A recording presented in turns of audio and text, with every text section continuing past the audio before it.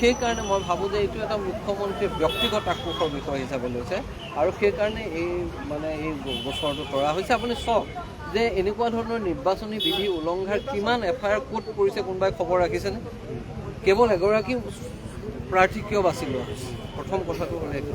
আজি কুংকি চৌধুৰীয়ে এখন FIR দিছিলে যে তেওঁৰ ছবি মৰ্ফ কৰি পেলাই তাত ভিডিঅ' এটা AID বনাই প্ৰচাৰ কৰা হৈছে। সেইখন FIRৰ কিবা তদন্ত হ'লনে? সেইখন FIRৰ গোচৰ পঞ্জীয়ন কৰা হ'লনে? সেইখন FIRৰ ভিত্তিত কাৰোবাক গ্ৰেপ্তাৰ কৰা হ'লনে? এইবোৰোতো প্ৰশ্নৰ উত্তৰ দিব লাগিব।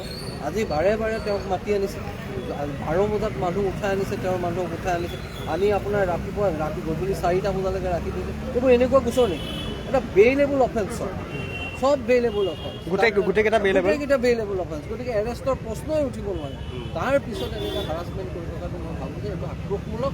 আৰু ইয়াৰ কাৰণে আজি আপুনি চাওক যে নাগৰিকসকলে স্বতঃস্ফূৰ্তভাৱে গম পাই আহি ইয়াত থিয় হৈছে। তাৰ পৰাই আপোনালোকে এটা কথা বুজিব লাগিব যে মানুহৰ ক্ষোভ কিমান আছে। চৰকাৰ গভৰ্ণমেণ্ট ইজ ব্যাপক আৰু সেইকাৰণে তেওঁলোকে এনেকুৱা ধৰণৰ আপোনাৰ ব্যৱস্থা গ্ৰহণ কৰিছে যিবিলাকক আমি কোনো কাৰণতে আইনসংগত কথা বুলি ভাবিব নোৱাৰোঁ।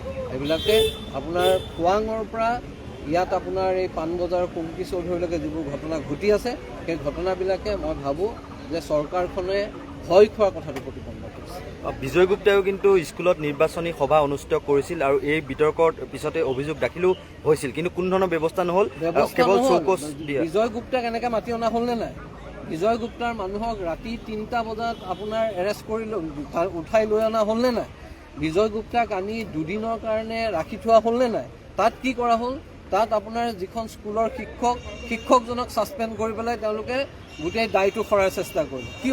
কিয় এনেকুৱা ধৰণৰ ডিছক্ৰিমিনেটৰী ট্ৰিটমেণ্ট কৰা হৈছে? এইটোতে প্ৰমাণ হয় যে এই গোচৰ কেৱল আৰু কেৱল হাৰাছমেণ্টৰ কাৰণে তৰা গোচৰ।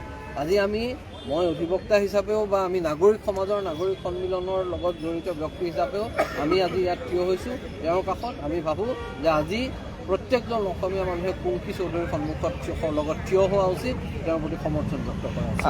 খোৱাঙত যিটো আপুনি দেখিলোঁ যে লুৰিণজ্যোতি গগৈৰ বাসগৃহতো তালাচী অভিযান চলাইছিলে আৰক্ষীয়ে, গতিকে সেইটোৰ লগত এইটোৰ কিবা সামঞ্জস্য? একে এটা প্ৰক্ৰিয়াৰ মাজেৰে গোটেইটো গৈছে। গাড়ী ভাঙিছিল কাৰ? গাড়ী ভাঙিছিল লুৰিণজ্যোতি গগৈ। তালাচী চলিল ক'ত? লুৰিণজ্যোতি গগৈৰ ঘৰত। কিয়? আপোনাৰ এজন মন্ত্ৰী, এতিয়াও মন্ত্ৰী হৈ আছে সংবিধানৰ শপত লৈ, তেওঁ ঘোষণা কৰিছে যে গধূলিৰ ভিতৰত এৰেষ্ট নকৰিলে আইন শৃংখলাজনিত পৰিস্থিতিৰ সৃষ্টি কৰিম। তেনেকুৱা এটা ভয়ংকৰ ষ্টেটমেণ্ট দিয়াৰ পিছত সেই মন্ত্ৰীজনক গ্ৰেপ্তাৰ কৰা হ'লনে? তেওঁৰ বিৰুদ্ধে কেছ ৰুজু কৰা হ'লনে? এইটোতো ভয়ংকৰ কথা। আপোনাৰ মোৰ দৰে মানুহে বা বিৰোধী পক্ষৰ কোনোবা এজন মানুহে যদি এই কথা ক'লেহেঁতেন এৰেষ্ট কৰি লৈ যোৱা নহ'লহেঁতেন নে?